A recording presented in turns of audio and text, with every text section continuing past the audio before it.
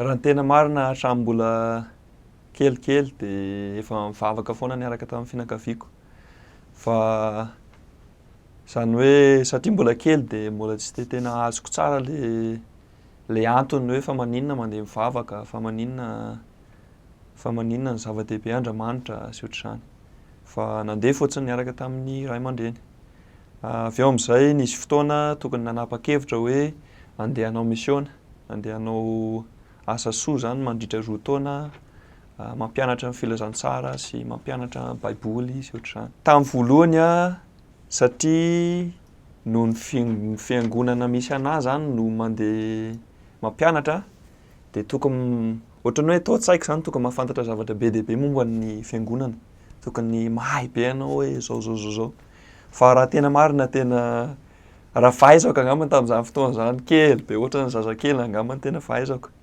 Fa izany hoe ny zavatra fantako izay tena nahafahako nanapa-kevitra ary nahafantarako hoe tia anahy Andriamanitra dia tamin'ny alalan'i Jesoa Kristy.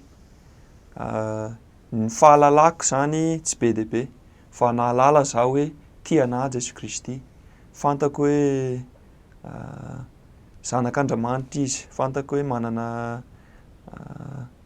manana fiantrano ho an'ny olona rehetra izy, fantako hoe mahafantatra tsara anahy izy izany.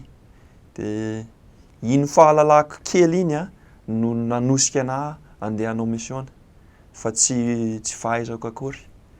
Rehefa tonga tany amin'ny misiona amin'izay, ta Madagasikara izany nanao misiona.